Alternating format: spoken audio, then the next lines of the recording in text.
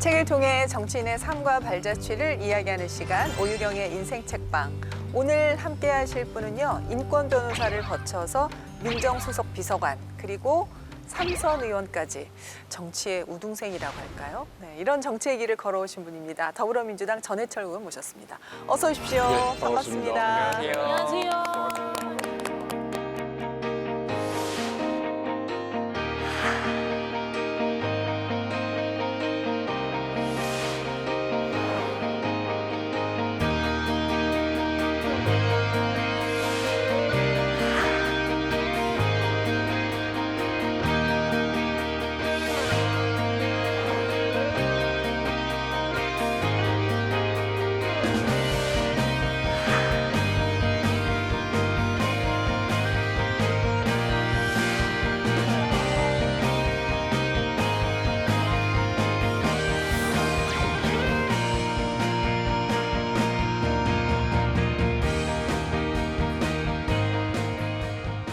와, 요즘 국회에서 가장 뜨거운 뉴스를 만들고 계신 분이 오셨습니다. 네. 안 여쭤볼 수가 없습니다. 예. 국회에서 초당적 정치개혁 의원 모임이 출범을 했더라고요. 네. 특히 그 여야 간의 갈등이 좀 밖에서 보기에는 크게 느껴지는데 초당적 모임을 했다는 게 굉장히 좀 기대가 되는데 어떤 모임입니까? 그렇습니다. 초당적이라는 거는 한쪽 당만 하는 게 아니라 네. 국민의힘, 또 정의당, 민주당 모두가 함께 했다라는 때 네. 초당적이고요. 예. 그동안 선거구제 문제점을 많이 지적을 했습니다. 예. 비례성, 대표성이 좀 부족하다. 무엇보다도 지역 편중이 심하다 이렇게 했는데 네. 그걸 고치지 못하고 있다가 이제는 한번 고쳐보자. 그래서 저를 포함해서 중진 9분이 제안을 했고 예. 현재는 130여 분 이상의 의원님들이 정말 고치자라고 이제 이야기를 하면서 뜻을 모아줘서 어느 때보다도 네. 좀 잘 정치 개혁이 될 거다라는 기대를 하고 있습니다. 무엇보다도 이제 이 선거구제가 안 된 이유는 이 의원분들의 기득권 때문에 그러는 거거든요. 그런데 이렇게 많은 130여 분, 150분 이런 분들이 호응을 한다면 네. 그 기득권을 없앨 수 있는 또 기득권을 극복할 수 있는 정치 개혁이 이루어질 거다라는 것에서 저는 굉장히 큰 기대를 하고 있습니다. 그리고 의원님 지금 상임위에서도 중책을 맡고 계신다고 들었는데 맞죠? 그렇습니다. 제가 작년에 이제 행정안전부 장관 네, 그만두고 네. 국회로 돌아왔어요. 환경노동위원회 위원장을 맡고 있습니다. 한노위는 환경부, 기후위기, 또 탄소중립 중요하지 네, 네, 않습니까? 이런 정책을 만들고 또 노동부는 노사 상생, 사실 이제 디지털로 전환된다든지 4차 혁명 시대 이 노동력을 어떻게 재배치하고 또 그 과정에서 노사가 어떻게 상생하느냐라는 걸 주요하게 다루는데 그런 노동부, 환경부, 기상청을 함께 일하는 그런 환경노동위원회 위원장을 맡고 있습니다. 중요한 일을 하고 계시네요. 네. 네. 그래서 오늘 사실 의원님의 인생책이 참 궁금했었거든요. 고 노무현 대통령이 저자이신 책이었습니다. 노무현이 만난 링컨이라는 책이 저는 이번에 처음 알았어요. 어떤 내용입니까? 이 책이 2001년에 출간됐는데요. 네. 네. 우리가 어떤 위인을 좋아하면 그 사람에 대해 좀 더 잘 알고 싶어지잖아요. 네. 그 노무현 대통령께서도 링컨에 엄청난 감화를 받으신 거예요. 정치에 입문하신 다음에 링컨이 걸어왔던 길을 보니까 본인이 걷고자 하는 정치적인 그 롤모델로서 충분한 그런 역할을 보여주셨고 네. 어떻게 하면 링컨이 보여줬던 그 통합의 정치를 실현할 수 있을까 이런 고민을 담아서 링컨의 삶 그리고 그의 정치적 일대기를 쭉 정리한 책입니다. 네. 의원님이 이제 이 책을 인생책으로 오늘 추천을 해주셨는데 사실 노무현 전 대통령이 쓰신 저서가 꽤 되시잖아요. 그 중에서도 이 책을 고르신 이유가 있으실 것 같거든요. 이 책 서문에 이제 노무현 전 대통령도 말씀하셨는데 예. 이 책은 나의 관점을 링컨의 삶에 투사한 것이다 이렇게 말씀을 하셨습니다. 일단 이제 제가 노무현 대통령님을 뵙고 예. 또 모시고 했던 계기로 해서 제가 정치를 하게 됐고 또 정치를 하는 과정에서는 늘 노무현 전 대통령님을 생각하게 돼 있는데 네. 그 노무현 대통령님이 정치를 하시면서 내 삶이 투사된 거다 이 책이 라고 말씀하셔서 이 책은 의미가 있고요. 실제로 네. 보면 노무현 전 대통령의 삶과 그리고 링컨 대통령의 일대기가 굉장히 닮아 있습니다. 그렇더라고요. 어려운 환경에서 네. 불굴의 의지를 가지고 목표를 성취했고 네, 또 그 네. 성취를 하는 과정에서 늘 타협의 정신, 배려하는 정신, 이와 같이 두 분의 닮은 그런 삶과 정치의 역정이 있어서 예. 제가 이 책을 추천하게 되었습니다. 자, 그러면 이 책의 내용 키워드를 통해서 하나하나 살펴보도록 하겠습니다. 노무현의 링컨 이야기 첫 번째 차트 뜯어봅니다. 자, 그러면 왜 링컨인가 질문을 던져보겠습니다. 어떻게 써 있나요? 뭐 미국의 16대 대통령이라고는 다들 알고 계신데 네. 이 링컨이 가난한 농부의 아들로 태어나서 네. 정규 교육을 받은 것도 한 1년 정도 밖에 되지 않습니다. 그러니까 독학으로 변호사 시험 준비를 해서 합격을 했던 거고요. 이후에 이 링컨이 정치에 입문했을 때도 20대 시절부터 도전을 하긴 하거든요. 예. 근데 30대 중후반이 돼서야 중앙정계에 입문을 합니다. 네. 그리고 미국의 대통령까지 됐고 또 당시에 이 노예제를 둘러싸 굉장히 커다란 갈등이 있었고 그게 실제로 이제 점화되면서 남북전쟁이 발발을 했잖아요. 네. 그때 대통령으로서 이 미국을 통합하는데 어마어마한 기여를 했고 지금도 미국에서 가장 존경하는 대통령 하면 이 링컨이 1순위로 꼽히는 이유입니다. 이 책을 쓴 시기가 언제쯤 되셨던 건가요? 일단은 이제 2000년도에 쓰셨는데요. 네. 그때 노무현 전 대통령께서 부산 선거에 떨어지셨는데 그 결과를 이제 기다리시면서 링컨 대통령의 두 번째 취임 연설을 이렇게 보셨는데 그 취임 연설에 보면 이런 문구가 있습니다. 예. 우리가 심판받지 않기 위해서는 상대를 심판하지 맙시다. 그것은 남북 어느 쪽의 기도도 결코 신은 받아주지 않을 겁니다라고 이야기를 하는데 네. 그것이 통합이고 네. 또 늘 타협해야 되는 정신을 이야기하는 것이거든요. 네. 사실 선거라는 것은 항상 한쪽을 이겨야 되고 한쪽은 지는 쪽이 있기 때문에 진 쪽에 대해서는 굉장히 분한 마음을 또 패배의 마음을 안고 있고 거기에 예. 대해서 진정으로 축복해 주기는 쉽지 않은데 중요한 건 승패의 문제가 아니라 선거에 임하는 것, 네. 또 선거를 하고자 했던 목표가 중요하다 이런 이제 이야기를 했던 연설을 들으시고 감동을 받았다라는 이제 말씀을 하셨는데 그런 부분들이 노무현 전 대통령께서 링컨의 일대기에 대해서 책을 쓰시게 된 계기가 아닌가라고 생각을 합니다. 노무현 대통령께서도 연설하면 정말 명연설을 많이 하셨던 분이잖아요. 그런 부분도 굉장히 닮았다는 생각이 들고. 그렇습니다. 실제로는 연설 잘하셨는데요. 예. 저도 이제 대통령을 모시고 청와대에서 이제 실제로 옆에 있기도 예. 하고 또 연설문을 쓰는 것을 많이 봤기 때문에 대통령님의 연설에 대해 잘 알고 있고 또 네. 많이 겪어보고 예. 경험을 했는데 실제로 이제 연설의 네. 결론을 보면 모두가 납득하고 공감하고 어느 경우에는 정말 감동적인데 네. 그 결론에 도달하기 위해서는 여러 가지 형식을 쓰거든요. 그렇죠. 때로는 한쪽이 치우쳐서 과장하기도 예, 하고 예. 때로는 한쪽에 아주 강한 표현을 쓰기도 해서 참모 입장에서 볼 때는 어디로 지금 말씀하시지 하고 네. 실제 불안할 때도 있지만 늘 마지막은 네. 대통령님이 전달하고 싶었던 진정성 있는 내용을 네. 말씀하셔서 늘 마지막에 또 감동하고 했습니다.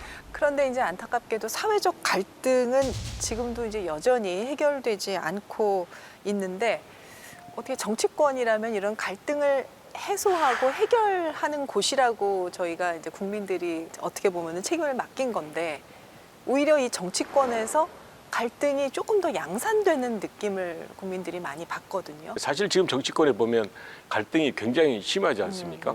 원래 이 사회에 있는 갈등을 해소하기 위해서 의회를 만들고 국회를 만드는 거거든요. 예. 국회에서 사회의 갈등을 모두 포괄해서 네. 타협하고 대안을 제시하는 것이 정치의 또 네네. 의회의 기능인데 네. 지금은 여러 가지 사회적 갈등이 의회 안으로 들어오면 네.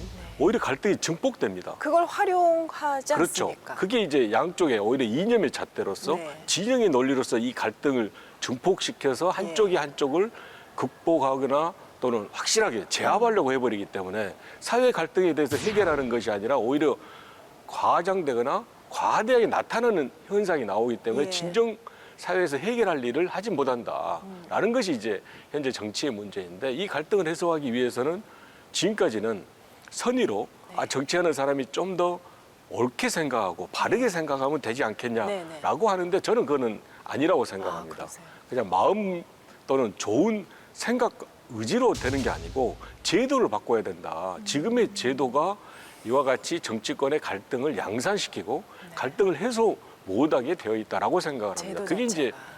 선거제 개편 같은 것이 네. 이와 같은 선거제 또 현재 헌법의 여러 가지 구조로 봐서는 갈등을 양산시키는 구조로 되어 있다. 예. 그래서 선거제를 바꾸고 분권형 개헌을 해야만이 제도가 바뀌어야만이 정치권의 갈등이 없어지고 이 정치권의 갈등이 없어진 것은 사회 갈등을 해소할 수 있는 기능과 역할을 할 수 있다라고 생각합니다. 오랫동안 정치에 몸담으신 분이 이 제도 때문에 어쩔 수 없이 이렇게 되는 면이 있다고 생각하신다면 그 맞는 판단이시겠죠. 근데 이 제도를 조금 바꾸면 훨씬 그런 갈등보다는 화합의 정치가 가능해질 것이다라고 예측을 하고 그렇습니다. 그래서 지금의 제도도 이제 그냥 만든 게 아니고요. 네. 30년 전에는 이 제도가 맞았습니다. 그때는 민주와 반민주 구도, 그렇죠. 또 한쪽을 확실하게 이겨야 되는, 또 확실하게 네. 한쪽을 좀 더 적극적으로 기능을 해야 될 역할이 있을 때는 이런 제도가 맞지만 네. 지금처럼 사회가 다원화되고 다원화돼 다양화되어 있을 때는 네. 소수당도 배려되고 다수당을 인정해주는 그런 제도가 되어야 되는데 네. 지금도 양당 체제 하에서 한쪽이 말하면 한쪽은 항상 그러다 다르다 틀리다라고 그렇죠. 해서는 안 된다라는 측면에서 제도를 바꿔야 될 때가 왔다라고 생각합니다. 저희가 답답하거든요. 나만 옳다고 하면 그럼 상대방은 무조건 틀린 게 되니까 지금 사회는 그런 사회는 아니다. 그렇습니다. 예. 틀린 게 아니고 상대방이 다르다. 그런 다원주의, 다양성을 인정해야만이 네. 여러 가지 기능을 할 수 있다고 생각합니다. 허위평론가 링컨과 노무현 두 분의 인생이 정말 닮지 않았습니까? 네, 저도 이 책 보면서 깜짝 놀랐는데요. 뭐 우선은 우연의 일치겠지만 한국의 16대 대통령 그리고 미국의 16대 대통령 그리고 두 분이 대학을 나오시지 않으셨어요. 예. 그리고 변호사로 활동을 하셨고 아시다시피 고 노무현 대통령께서도 변호인이라는 영화를 통해서도 잘 나타났지만 수임료도 굉장히 적게 혹은 무료로 이렇게 해주시거나 링컨 대통령도 마찬가지였는데 어떤 사람이 링컨 대통령에게 이제 변호사 시절에 사건을 의뢰한 거예요. 근데 25달러를 주면서 네. 이거 맡아달라 그랬는데 나중에 링컨이 저를 너무 높이 평가하셨습니다. 전 15달러면 돼요. 라고 하면서 그럴 수가 있죠. 나머지를 보냈다는 믿기지 않는 일화도 있습니다. 그러니까 굉장히 돈을 벌려고 무언가를 했다라기보다는 네. 그러니까 자신이 공익적으로 사람들을 위한 가치가 무엇인가 이런 것들을 생각하신 분들이라는 점에서 공통점이 있고요. 네. 그리고 또 두 분 다 대통령이 되기까지 어마어마한 고난, 실패가 네. 많았던 분들. 그런 이력도 비슷하죠. 네, 그렇군요. 그러면 의원님께서는 노무현 전 대통령과는 어떻게 만나게 되신 거예요? 예, 제가 사법시험 합격하고 네. 이제 군법무관 마치고 변호사를 하게 됐는데 네. 그 변호사 사무실에서 노무현 대통령께서 부산에서 변호사 하시다가 올라오셔서 저희 변호사에 합류해서 그래서 함께 일을 했는데 그때부터 노무현 대통령을 뵙게 됐습니다. 최연소 민정수석이셨더라고요. 노무현 대통령을 뵙고 이제 변호사 생활하다가 노무현 대통령이 이제 다시 정치 일선으로 가셨다가 이제 대통령이 되지 않았었습니까? 네네. 대통령 되신 다음에 2년차 때부터 마지막 5년차까지 약 3년 8개월여를 청와대에 있었는데 예. 그때 민정수석 될 때 나이가 43살이어서 지금 이제 민정수석이 없어졌습니다만 네. 지금까지 민정수석 중에서는 가장 나이가 어리게 제가 일을 했습니다. 문재인 대통령도 민정수석이셨잖아요. 제 전임 민정수석이 제가 민정비서관 때 민정수석이셨고요. 제가 민정수석일 때는 비서실장으로 가셔서 제 앞에 상사하시고 제가 모시고 많이 일을 했습니다. 두 분 다 인권 변호사 출신이시고 두 분 다 민정수석 하셨고. 그러니까 이제 민변이라는 민주사를 위한 네, 변호사 네. 모임에 문재인 대통령은 부산에서 부산, 네. 활동하시고 예. 저는 이제 서울에서 활동하셨는데 노무현 대통령께서 부산에 문재인 대통령님과 함께 변호사를 하시다가 예. 서울에 와서는 저희 사무실에 와서 하셨으니까 저로서는 이제 두 분 다 아주 각별한 법조 때부터 인연이 또 청와대 생활 인연도 하고 이후에 이제 문재인 정부에서는 제가 또 장관으로서 문재인 대통령을 모시고도 있었고요. 그 전에 이제 당에 있을 때도 문재인 대통령을 모시고 국회에서 활동을 했었습니다. 그럼 여기서 막간을 이용한 네. 한번 밸런스 게임 해볼까요? 예. 들어가 볼까요? 네. 네. 그러면 두 분을 다 모셔봤으니까 내 마음속에 저장 한 사람만 선택을 해야 되잖아요. 굉장히 예. 네, 고 노무현 전 대통령 대 문재인 전 대통령. 하나, 둘, 셋. 셋. 근데 좀 설명을 해야 돼요. 뭔가 이거 엄마가 곤란하시. 좋아, 아빠가 좋아 똑같은 거잖아요. 노무현 대통령님은 굉장히 승부사적 기질이 있습니다. 그러니까 어느 순간에 결정을 해야 될 때는 이것저것 따지지 않고 강하게 한쪽을 탁 결정해서 추진을 하시고요. 문재인 대통령은 정책 능력이 뛰어나십니다. 그러니까 여러 현안에 대해서 보고서도 많이 보시고 많은 이야기를 들어가지고 현안 파악도 하시고 또 네, 판단하시는 게 좋은데 네. 저한테 이제 어느 분이 낫다라는 네. 것은 이제 맞지 않고요. 아무래도 노무현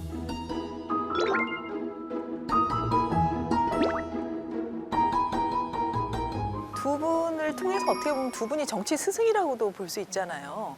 두 분을 통해서 배운 정치가 있다, 나한테. 그거 뭐 그렇게 한마디로 표현하실 수 있을까요? 노무현 대통령께서도 시민이 역할을 해야 중요하다 네. 이렇게 말씀을 하셔서 사람 사는 삶, 사람 사는 세상을 말씀하셨고요.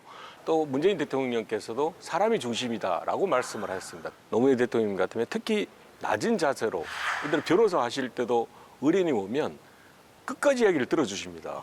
그게 30분이든 1시간이든 엄청난 시간이 투여되더라도 다 이야기를 듣고 그러셨어요. 거의 반론을 제기하지 않고 다 들은 다음에 마지막에 이제 노무현 대통령은 본인의 당신의 생각을 말씀하시는 등 배려하는 마음이 굉장히 많은데 네. 문재인 대통령의 품성 그러면 많이 국민들이 알지 않습니까? 예, 예. 절대 화내지 않고 인격적으로 예. 돼 있는 분이다 말씀을 예. 하시는데 예. 그 두 분의 공통점이라면 정말 사람에 대한 애정 네. 그리고 항상 겸허한 자세로 대하는 이런 모습들이 두 분의 공통점이자 아주 장점이어서 저로서는 이제 그런 두 분을 모시고 일을 했다는 것이 네. 굉장히 큰 행복이고 실제로 아주 즐거웠습니다. 민정수석에 계실 때랑 지금 이제 국회의원이랑 어느 쪽이 더 고단하다? 어느 쪽이 더 힘듭니까? 그러니까 이제 업무적으로 보면 민정수석 업무가 굉장히 힘들었습니다. 특히 참여정부에서는 정책적 업무까지 같이 하면서 예. 거의 모든 청와대 내 회의를 다 참석하고 참여했으니까요. 그래서 당시에는 뭐 새벽부터 밤 늦게까지 24시간 풀가동. 그렇습니다. 토요일을 제외하고는 일요일도 출근하니까 거의 이제 한 6일 정도 했던 그때 민정수석 때 업무가 이제 가장 과중했고요.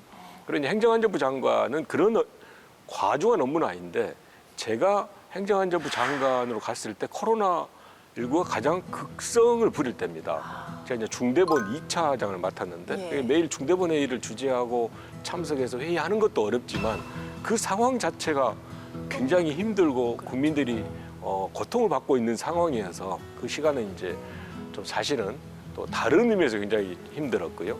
국회의원 생활은 이 시간이 굉장히 타이트하기보다는 많은 분들을 만나고 생각하고 또 의제를 스스로 만들어야 되니까 육체적인 힘든 것보다는 약간은 정신적으로 늘 피로함. 조금은 피로함이 있는 그런 시간인 것 같습니다. 성격에는 뭐가 제일 맞으세요? 저요? 저는 뭐 현재 국회의원 생활이 좋습니다. 그러시군요. 자, 그러면 다음 인생 이야기로 가보겠습니다. 두 번째 차트. 겸손한 권력, 강한 나라. 이게 어떻게 보면 이 책의 키워드이기도 해요. 제일 앞에 써 있어요. 겸손한 권력으로 강한 나라를 만든 정치인 링컨. 그리고 노무현 대통령께서도 이렇게 되고 싶다라는 뜻을 담은 거 아니겠습니까? 예, 맞습니다. 이 정치인이라고 하는 게 아무래도 이른바 명망가들, 또 예전부터 우리 할아버지도 뭐 국회의원이었고 우리 아버지도 네. 그래. 그러면서 이렇게 물려받는 그런 정치인들이 꽤 많았거든요. 예. 근데 서민 대통령으로 당선이 됐으니까 이게 당을 가리지 않고 시기 질투를 받았던 거예요.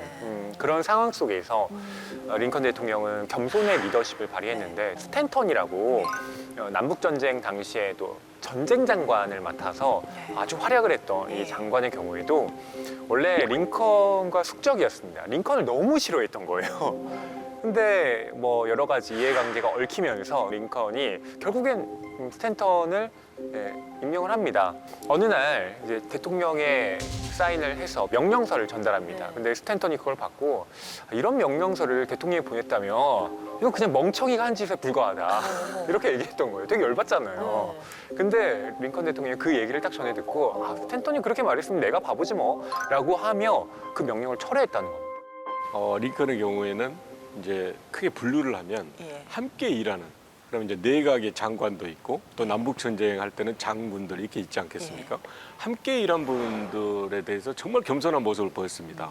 그러니까 강압적으로 지시하거나 명령하는 게 아니라 네. 그분들이 이야기하는 것을 다 들어주고 네. 때로는 좀 무모할 정도의 불만을 이야기함에도 불구하고 그걸 다 수용을 해줬습니다. 예. 어떻게 보면 내각의 장관이라 하더라도 본인 입장에서는 참모일 수도 있는데 네. 그런 분들에 대해서 아주 겸손하게 대하면서 그럼에도 본인이 이루고자 했던 것은 해왔고요. 또 하나는 정적에 대해서는 훨씬 더 관대하게 더 겸손하게 했습니다. 찾아가서 설명하고 때로는 사정하기도 하고 결코 그분을 적대적으로 대하지 않으면서 일을 함께 하고자 내 진정성을 보이는 그런 모습들이 링컨이 권력을 행사할 때 겸손한 권력을 행사했다. 그리고 그 겸손한 권력 행사가 결국은 큰 것을 이룰 수 있었다라고 이제 생각이 듭니다. 진짜 그 링컨이 특히 남북 전쟁 치르면서 이 내정 문제를 해결하는데 끊임없이 다양한 의견을 청취했던 그런 사연들 저희 예전에 그 링컨 전집 읽으면서도 많이 봤죠. 권력의 조건이라는 예, 예. 책도 저희가 읽었었죠. 예, 예. 근데 그 링컨이 이 남북 전쟁을 이제 수행하면서 보통은 링컨이 이제 공화당이었으니까 그냥 공화당 의원들의 이야기만 들어도 사실은 되잖아요. 네. 예, 근데 링컨은 그러지 않았습니다. 의용군을 모집하는 데 있어서도 이 민주당의 스티븐 더글라스를 찾아가서 내가 대략 한 7만 5천 명 정도를 모집하려고 한다라고 했더니 스티븐 더글라스가 링컨의 이 어떤 설득과 또 그 애국심에 감동이 돼서 우리 이양 모집하는 거 한 20만 명 모집합시다 라고 오히려 더 통 크게 나오면서 그야말로 초당적 협력이라고 하는 걸 이끌어냅니다. 그런 협력이 이루어질 때 국민이 얼마나 행복합니까? 예. 의원님, 그 야당의 협력을 이끌어낼 수 있는 링컨의 비결이랄까요? 뭐였다고 생각하세요? 일단은 목표의식이 분명했던 것 같아요. 어떤 정책을 할 때도 조금 미흡하거나 네. 부족하다 하더라도 네. 이 정책의 실천의 궁극적인 목적은 연방의 통합이다 예. 라는 딱 굳건한 목표를 정하고 나서 야당을 설득하니까 야당이 이야기를 듣기로도 이게 네. 정파의 이익이 아니고 또 링컨에 속한 그 집단의 이익이 아니고 네. 결국은 연방을 위해서 한다. 예. 연방 통합이라는 그 굳건한 목표 제시가 네. 그 목적을 이야기하는 것이 결국 야당도 설득할 수 있고 거기에 이제 겸손한 자세와 끊임없는 소통 등의 이런 게 합쳐져서 링컨의 그런 리더십 지도력에 의해서 큰 목표를 이룰 수 있었다 생각합니다. 끊임없는 설득을 통해서 함께 가고자 했던 그런 모습들이 결국은 링컨을 위대한 대통령으로 기억하게 하는 그런 모습이 아니었나 싶습니다. 근데 의원님은 어릴 때 좀 어떤 분이셨을 것 같아요? 제가 의원님 사실 뒷조사를 조금 해봤는데 네, 그래요? 의원님이 네. 원래는 저하고 비슷한 과를 가려고 하셨더라고요. 진짜요? 문학소년의 꿈을 꾸셨대요. 맞죠, 의원님? 그렇습니다. 대학에 입학할 때 음. 그 저희들 때는 이제 2개 학교 또 2개 학과를 선택할 수 있었거든요. 그러다 마지막에 이제 면접을 이제 선택해서 가게 되는데 마지막까지 불문과와 법학과를 두고 고민하다가 이제 법학과를 갔는데 이제 중고등학교 때 좋아했고요. 소설 책을 읽는 게 예를 들면 뭐 노인과 바다 이렇게 읽고 나서 이제 근처에 있는 산에 올라가서 정말 인생이 무상하다. 그럼에도 좀 열심히 살아봐야 되지 않겠냐 이런 생각도 하고 그러다 보니까 일단 문학을 전공해 보면 어떠냐라는 것을 아주 구체적으로 청소년기에 생각도 하고 그랬어요. 그것도 불문학이요? 제가 고등학교 때 이제 예. 불어를 했었는데요. 그러니까 그 불어가 왠지 예. 좀 저한테 맞는 것 같고 덤블라네즈. 파리에 파리. 결국은 제가 고시를 칠 때 외국어를 하나 선택하게 되어 네네. 있거든요.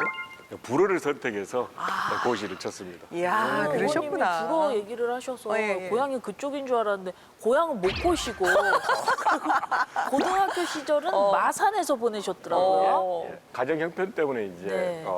전라도죠. 네, 네, 네. 경상도 쪽으로 고등학교를 갔는데요. 네. 제가 고등학교 갔을 때 그 600명 정도 전교생 중에서 네. 호남 사람은 2명이 있었습니다. 어. 굉장히 이제 그 학생들에게는 그 마산에 있는 학생들에게는 굉장히 낯설었죠. 네네. 제가 아. 있다는 것이. 일단 사투리가 확 다르잖아요. 그러니까 사투리 때문에 네. 사실 고등학교 1학년 때는 굉장히 많은 싸움을 했습니다. 왜냐하면 차이가 말을 있습니다. 이렇게 하면 서로 다르니까. 그렇죠. 억양이 호남 억양은 앞에 액센트가 예. 있고 경상도 억양은 뒤에 이렇게 강조점이 있는데 예. 제가 이렇게 말을 하면 네. 그걸 따라하면서 이렇게 놀리니까 저로서는 이제 그 자체가 굉장히 이제 기분도 나쁘고 해서 고등학교 1학년 때는 말투 때문에도 싸우고 했는데 이제 사실은 그런 생활을 쭉 하다가 이 지역 감정이라는 것이 정말 근거가 없다. 이성적이지도 않고 비합리적이다라는 것을 일찍이 알게 됐습니다. 그러니까 예. 출신 때문에 뭘 결정한다는 것은 전혀 안 맞지 않습니까? 예. 그런데 어느 출신이라는 것 때문에 미리 규정되어지는 것들이 있는 것을 보고 이 지역 감정이 정말 얼마나 이렇게 맞지 않다, 타당하지 않다라는 걸 했는데 네. 제가 뒤에 이제 모시고 변호사로 또는 대통령을 모셨던 노무현 대통령께서 지역 감정 해소를 위해서 평생을 바치셨거든요. 그렇죠.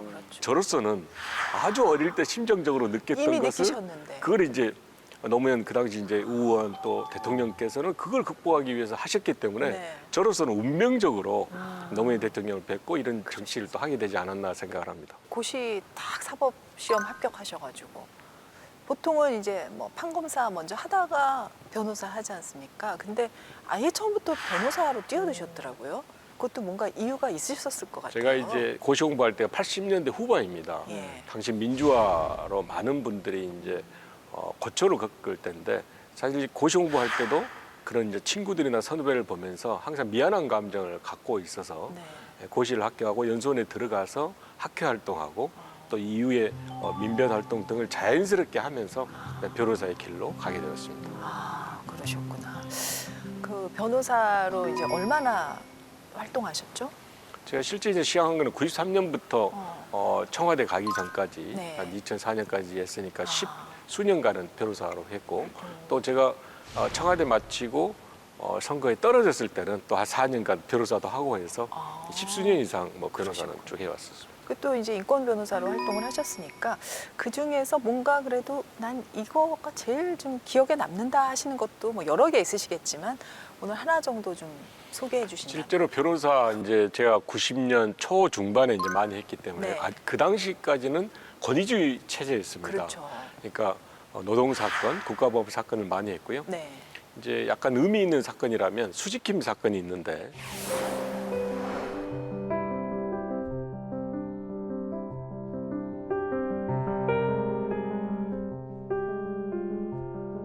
그 이제 국가가 그 수지킴의 가족에 대해서 불법행위를 저질렀거든요. 그런데 그 수지킴이 민사소송을 제기하기 전까지는 네. 국가가 잘못했다 하더라도 소멸시효 때문에 네. 3년 또는 10년이 지나면 아무리 국가가 잘못했어도 거기에 대해서 손해배상을 할 의무를 하지 않아도 되어 있었습니다. 국민을 보호해야 될 국가가 이 국민이 국가를 상대로 해서 소송을 했을 때 국가는 이런 국민의 소송에 대해서는 소멸시효 주장을 해서는 안 된다. 그런 주장을 하면 신의성실의 원칙이 위반된다라는 판결을 해서 이 수지킴 가족들이 물론 고통에 비해서는 적지만 수십억의 이렇게 손해배상을 받을 수가 있었거든요. 이 판결 이후로 인혁당 사건이라든지 다른 사건에서도 동일한 논리가 적용이 돼서 과거사 사건들이 손해배상 책임을 국가로부터 물을 수가 있었습니다. 정말 얼마나 억울합니까? 네, 이제 저희 시간이 돌아왔습니다. 네, 의원님 워낙 말씀을 잘하셔서 요 당연하지 게임도 잘하실 것 같은데 제가 질문을 드리는 것 중에 맞다 싶으시면 당연하지를 외쳐주시고 아니다 싶으면 아니거든 이렇게 자신감 있게 예. 첫 번째 질문 드리겠습니다. 국회의원 중 비주얼 상위 5%에 든다. 하나, 둘, 셋. 아니거든. 아, 단호하게 말씀하셨네요. 저는 아니라고 말씀하시네. 생각합니다. 아니 왜요, 의원님? 그 실제로 국회의원 중에서는요, 제가 봐도 네. 굉장히 잘생긴 국회의원도 많고, 그래서 어. 저는 뭐 외모가 잘생겼다라고 생각은 전혀 하지 야, 않고. 오른손 왼손 겸손까지 있으신 의원님이셨습니다. 두 번째 질문입니다. 정치인이라면 무풀보다는 악플이라도 관심을 받는 게 낫다. 하나, 둘, 셋. 아니거든. 아 정말요? 사실 노이즈 이제 마케팅도 많이. 보통의 경우에 그렇게 말을 하거든요. 네네네. 근래 악플은 너무 심합니다. 아, 그러니까 단순히 지지하고 지지하지 않고가 아니라 네. 아주 악의적으로 비난을 하거나 또는 정말 그분에 대해서 도저히 용납할 수 없는 그런 언사를 쓰기도 하고 해서 저는 꼭 악플이 좋다 또는 악플을 긍정적으로 본다가 아니라 네. 그냥 좋으면 선풀을 해주고요. 아니면 무시해주는 게 좋습니다. 무풀이 더 낫다. 네, 세 번째 질문 드리겠습니다. 문재인 전 대통령이 민정수석을 했을 때보다 내가 민정수석 업무는 아주 조금 더 낫다. 하나, 둘, 셋. 당연하지. 어, 이유를 말씀드릴까요? 네네. 네. 문재인 대통령이 정말 엄격했습니다. 민정수석 때는요. 사적인 모임을 안 가졌어요. 아, 그래요? 그러니까 예를 들어 동문회라든지 사적인 교류 관계 있잖아요. 네, 무슨 네, 향후회도 네. 있고 뭐 네. 또 대학 뭐 이런 게 있는데 이런 데도 아예 안 가실 정도로 굉장히 엄격하셨는데 저는 많이 다녔습니다. 그러니까 물론 이제 업무적으로 뭐 시간이 없으면 할 수 없지만 네네네. 왜냐하면 많은 이야기를 들어야 되고 또 그런 부분이 앞으로 정책을 하는 데나 도움이 된다고 생각해서 많이 다녔는데 나중에 생각하면 제가 더 낫지 않나 이렇게 생각합니다. 문재인 전 대통령님께서 보고 계실 거예요. 맞습니다. 전화하실지 모릅니다. 네. 방송 나가고 나서. 다음 질문 드립니다. 청와대 시절부터 지금까지 드러나지 않고 힘든 일을 할 때가 좀 많아서 조금은 억울하다. 하나, 둘, 셋. 아니거든. 아니거든. 저는 이제 말씀드린 대로 민정비서관, 민정수석, 네. 또 국회의원도 이제 3선하고요, 네, 네. 장관도 하고 있는데 제 능력에 비해서 그런 일들을 할 수 있는 기회가 많이 주어졌다고 생각을 하기 때문에 와. 제가 일을 잘해서 됐기보다는 좋은 분들 만나 뵐 수 있었고 또 좋은 여건이 주어져서 제가 일을 할 수 있었다고 생각합니다. 야, 의원님 되게 잘나셨는데 겸손하시기까지 하니까 오, 반전 매력이 있으시네요. 마지막 질문 드리겠습니다. 사선도 문제 없다. 하나, 둘, 셋. 당연하지. 좋습니다. 네, 네. 자신감.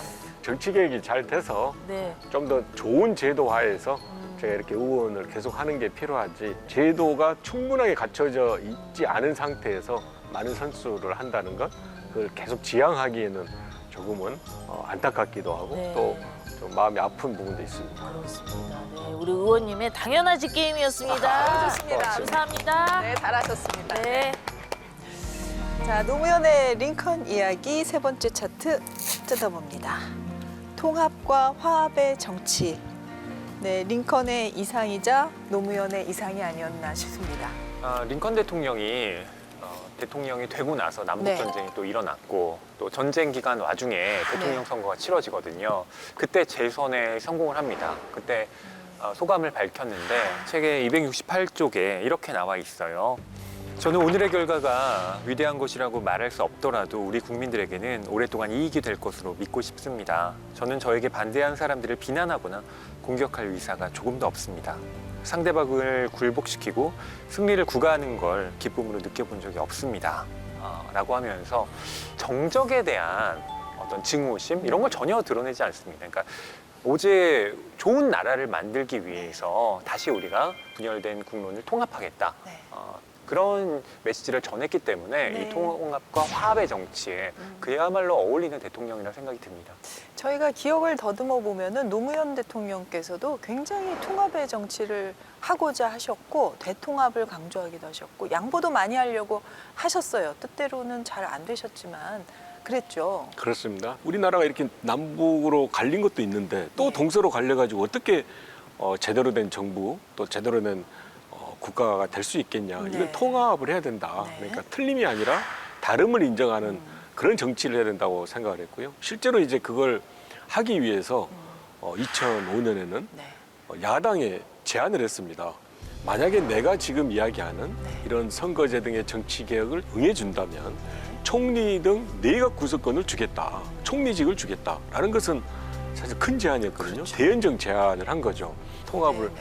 하기 위해서는 내가 가진 것의 가장 중요한 부분이라 하더라도 상대인 야당에도 줄 수 있다라는 이제 제안을 했는데 그런 통합의 정치가 노무현 대통령이 일생 동안 추구했던 중요한 정치의 목표였습니다. 아, 의원님 이 책 속에서 의원님의 정치 철학과 참 맞닿아서 특별히 좀 소개하고 싶은 구절이 있으신가요? 구절보다 이제 내용으로 보면요. 네. 링컨 대통령이 이제 노예제를 이제 폐지해서 노예를 해방한 게 큰 이제 업적이지 업적이시죠. 않습니까? 네. 근데 그 과정에서 보면 바로 해방을 하고 노예제를 폐지하자는 게 아니라 일정 부분의 보상을 하고 노예를 소유하고 있는 사람들에게 보상을 해서 하자 이런 이제 제안을 합니다. 예. 그리고 그걸 실제로 실천을 하는데요. 그러니까 노예를 폐지하는 사람에게나 그걸 주장하는 사람에게나 또 노예를 유지하는 사람 모두에게 그러니까 비난받는 환영받지 않는 정책인 거거든요. 그런 절충안을 마련한 것이 결국은 성공을 했는데 어떤 정책을 실천하고자 하면 예. 아무리 옳은 정책이라 하더라도 네. 그걸 다 이룰 것이 아니라 네. 대화와 타협에 의해서 양보할 것은 양보를 해야만이 더 좋은 정책이 나오고 그 정책에 실효성이 있어진다고 생각합니다. 스티브 더글러스 같은 경우에는 아주 정적이었거든요. 많은 토론도 하고 끊임없이 이제 경쟁을 했던 사람인데도 불구하고 어떤 정책을 가지고는 찾아가서 사정도 하고 또 호소도 하고 하면서 결국은 설득을 했는데 네. 안을 만들 때는 타협의 안을 만들고 그 타협의 안을 정적이라 하더라도 끊임없이 가서 제안하고 설득하는 그런 링컨의 여러 모습들은 정치를 하는 저희들로서는 꼭 본받아야 되고 제가 좀 지향해야 될 가치라고 생각합니다.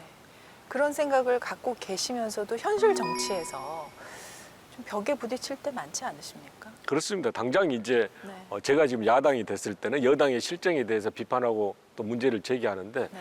법안이나 또는 어떤 의안을 심사하거나 의결할 때도 하나를 양보하더라도 그게 많은 사람에게 적용될 수 있다면 또 많은 사람이 동의할 수 있다면 하나를 양보하게 된다라는 생각에서 저들은 늘 이제 조금 더 접근하려고 노력을 하고 있고요. 네, 네. 실제로 이제 어떤 문제를 해결할 때는 그게 유효한 수단이 되기도 합니다. 그러니까 당장은 내가 생각했던 절대적으로 옳은 것을 통과시키면 만족감이 있을지 모르지만 나중에 그 정책이 퍼져나간 것을 봤을 때는 조금의 양보했던 안이 훨씬 더 많은 사람에게 공감을 형성할 수 있거든요. 네, 그런 면에서 링컨이 일찍이 이야기했던 이런 정신을 자꾸 새기면 좋겠다고 생각합니다. 오늘 이 방송 함께한 시청자 여러분들께서 사실 의원님의 이런 허심탄회한 이야기를 어디서 들어볼 기회가 없는데 의원님의 매력을 엄청 많이 느끼시고 좀 호감을 많이 느끼시지 않았을까. 평소 좀 딱딱한 모습만 많이 보여주지 않습니까? 오늘 아주 부드럽고 네, 편안한 모습 또 이렇게 좋은 생각 나눌 수 있어서 참 맞아요. 좋았던 것 같아요. 어디 가서 의원님이 당연하지. 아니거든? 뭐 이런 거 아니, 어디서 맞아요, 보겠어요. 맞아요. 어디서 보겠어. 네. 의원님 이 책 또 누구한테 추천해주고 싶으세요? 이제 당연히 청소년 분들이 보면서 이제 꼭 정치를 하지 않는다 하더라도 네네. 세상을 살아가면서 이런 정신을 링컨의 정신을 주로 봐야 되겠습니다만은 네. 그러면서 노무현 대통령께서 추천한 링컨의 모습이다라는 네. 것까지 같이 보면 좋겠다 생각합니다. 예. 의원님, 지역 주민들께서 의원님 너무 바쁘시니까 우리 지역 현안 잘 해결하고 있으신가 또 궁금하실 것 같은데 올해 이거는 꼭 좀 해결하겠다 하는 게 있으십니까? 예, 제 지역인 안산이거든요. 네. 이 안산이 경기 산안부에서는 교통의 중심지입니다. 네. 실제로 여러 가지 이제 교통 노선이 많이 있는데 그 중에 하나 GTX-C를 반드시 와야만이 진정한 경기 산안부의 중심 도시가 될 수 있어서 예. 올해 이제 GTX-C 노선이 확정돼서 발표하고 네. 적어도 착공 일정까지 나오게 하는 것을 위해서 노력하고 있습니다. 네. 어떻게 오늘 의원님 만난 소감 어때요? 시원합니다. 뭔가. 시원하죠? 예? 인간 하이패스. 인간 하이패스? 이렇게 얘기를 하면서 접속사를 안 쓰시는 분을 오랜만에 봤거든요. 아. 거침없이 그냥 그리고 뭐 이런 거 하나도 없이 그냥 막 그래서 예. 저는 2회차 인생인가 해가지고 혹시 AI인가? 이렇게 생각했는데 너무 신기했습니다, 의원님. 앞으로 그렇게 시원하게 국민들을 위해서 열심히 일해주셨으면 좋겠습니다. 네. 아유, 네. 고맙습니다. 감사합니다. 네. 네. 인간 하이패스로 오늘 등극하셨고요. 네. 네. 자, 허위평론가 이 책 한 줄 평 부탁드립니다. 네, 정정당당하게 승부하는 사람이 성공할 수 있다는 믿음. 네, 이런 메시지가 이 책에 담겨 있다고 생각합니다. 노무현 대통령이 늘 존경하는 인물을 꼽아달라고 했을 때 김구 선생을 들었다고 해요. 물론 네. 존경하실 만한 분이지만 항상 그런데 왜 우리는 항상 이렇게 실패한 분들을 늘 언급을 할 수밖에 없는가. 정정당당하게 뭐 과정에서 노력하고 승리한 사람들, 대표적으로 링컨을 우리가 또 이야기하는 것도 충분히 의미가 있다고 봅니다. 네. 자, 의원님 오늘 시청자 여러분들께서 많이 반가워하셨을 것 같은데 뭐 끝으로 한 말씀 좀 부탁드리겠습니다. 예, 시청자 여러분 반갑습니다. 좀 재미있게 보셨습니까? 늘 시청자 분들에게 필요한 정치 그리고 국민들에게 필요한 정치 하기 위해서 더 노력하겠습니다. 고맙습니다. 네. 그 정치권에서 갈등이 고조되면요, 저희 밥상머리에서도 싸우게 됩니다, 가족끼리. 근데 정말 이런 갈등의 정치 구조 속에서도 어떤 화합을 이루려고 애쓰는 정치인들의 그 진정성을 좀 우리 시청자분들께서 많이 볼 수 있는 그런 기회가 됐을 것 같고요. 의원님 지금 추진하고 있는 초당적 개혁 꼭 좀 올해 안에 이루어지기를 저희도 기대하겠습니다. 그렇게 하겠습니다. 네, 감사합니다. 고맙습니다. 고맙습니다. 고맙습니다.